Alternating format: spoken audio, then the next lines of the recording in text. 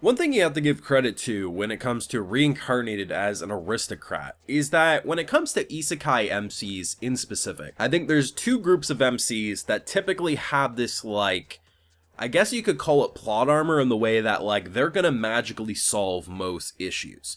And that's Battle Shonen MCs and Isekai MCs. Because when it comes to the Isekai MCs, they're usually reborn and they have something that just makes them better than everyone else. And in return, most problems that arise will be solved because they are better than everyone else. And when it comes to battle shonens, it's usually they can hit harder than the other guy. And the thing about Ars as a character is I think he's the perfect leader.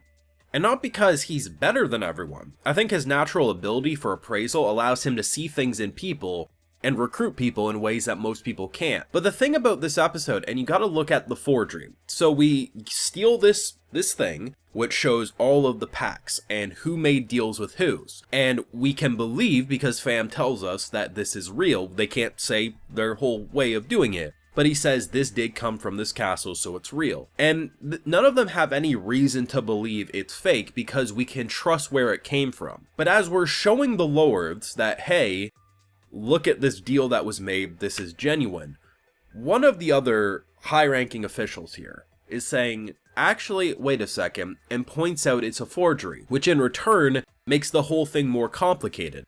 That someone manipulated everything here, meaning that people are in agreement to things that shouldn't actually be in agreement. And why this is important is most isekai would have went the route that because Ars is so good at seeing through people, he got this bandit mercenary group to do his bidding, found this, and now we just go and crush them or force them at gunpoint, we do something. Instead, well, that was an important part, and it only happened because Ars was able to use his ability to say, this is your real name, how the hell would you know that unless you had this amazing skill? Sure, kid, I want to work with you. But the fact that Ars would have made a mistake by believing that seal, that signature, that stamp was genuine. And I think it's important to highlight why this is one of the reasons this show stands out, is that it's not the Ars show. It's this whole show. That the characters surrounding him make up for the weaknesses that he has, and obviously he has strengths that the others don't. And the fact that this is an MC who's not perfect, and he even will admit that he has a long way to go, and he doesn't even believe he'll ever reach his father's level. But the fact remains, this isn't a show that makes him perfect.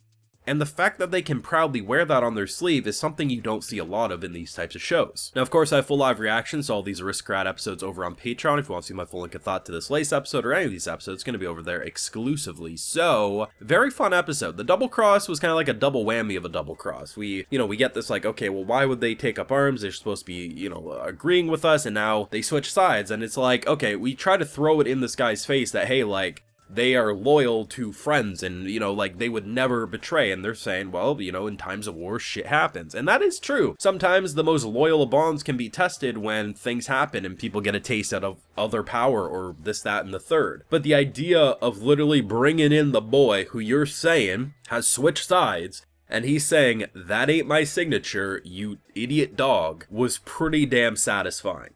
The thing is I really like that Ars wasn't the let's just kill him route, because even though the guy made a mistake, this, I think for Ars, he's in a situation where he can build a lot of connections going forward, because he's still young. He's still a kid at the end of the day. And by the time he reaches 30 years old or 40 years old, like into his father's age range, you're going to want to have people that are indebted to you, that believe in you, that follow you, like we do have with Charlotte or Reitz or any of these characters. But political bigwigs are also equally important. And a man who would have probably died in a lot of other people's shoes if anyone else was making the decision, or banished, stripped of power, gotta forgive and forget. And that will most likely make him very loyal going forward, and we can use as many of those types of people as possible. And while Ars is definitely not ready for the governor show, as he kind of explains, I'm kind of like the country bumpkin village idiot chief, this dude's kind of the mayor, and now I gotta go meet the governor. I'm not ready, and we gotta do it right now. Oh shit. It's funny, man. It really, really is. But for an episode that had no action, it was all political drama. This is the type of political drama. Now, I'm the type of person who likes a lot of different types of politics in anime, but this is the type of stuff that I think your average fan enjoys.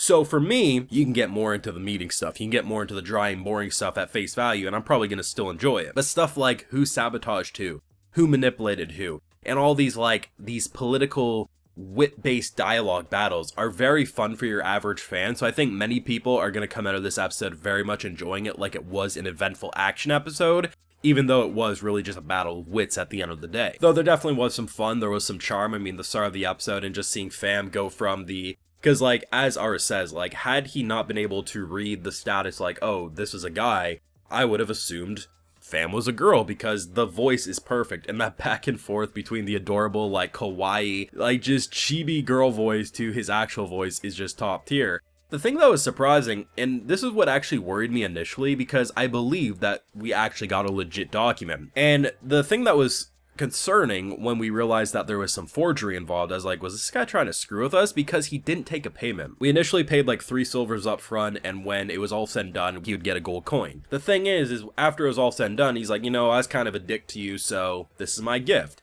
And it seems a little too good to be true. And then when you realize that there was some forgery involved, you're oh shit, it really was too good to be true. But no, in actuality, this should be a connection that lasts. And I think this is another type of connection that's important. While it's good to have those political backers and people that respect you and look hey, you may be a kid, but you got a good head on your shoulders, I see the potential in you, ours is gonna rise up the ranks of this world, 100%. And I truly believe he has the potential to even surpass his father given enough time. But because this isn't a show where conveniently lets everything happen, if it was, the father wouldn't be dead. The father would have been magically saved. You know, the fact that Raven actually went out, a character that's so widely respected, not only among the fandom, but the characters in this world, right? Ours will make mistakes, but at the same time, he'll build these connections that will impact his future. And he'll probably make connections that will hurt him as well. But the idea of having someone that you can hire to do jobs that probably no one else can is a very useful tool any lord could have in their belt. Add in the extra bonds that we're building.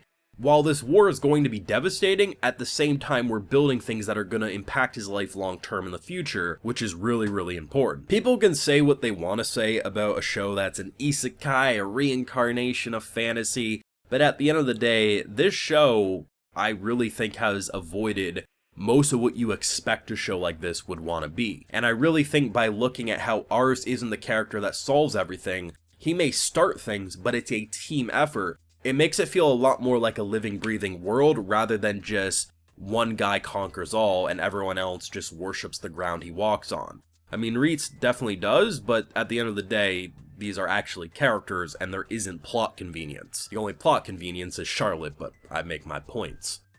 Let me know what you thought down below. And what do you think's going to happen in the final stretch of this show? Let me know down below. Be sure to leave a like if you enjoyed, subscribe if you're new around here, of course, ring that bell, and like I mentioned, we got those full live reactions over on Patreon, and hey, while you're over there, I'll also give you a video shout out. Alrighty, so today we have Aya, Zachary Pajiro, True Demon Lord, Quantai, and Krotai. So I appreciate the support, everyone. Please take care, and you all have a good one.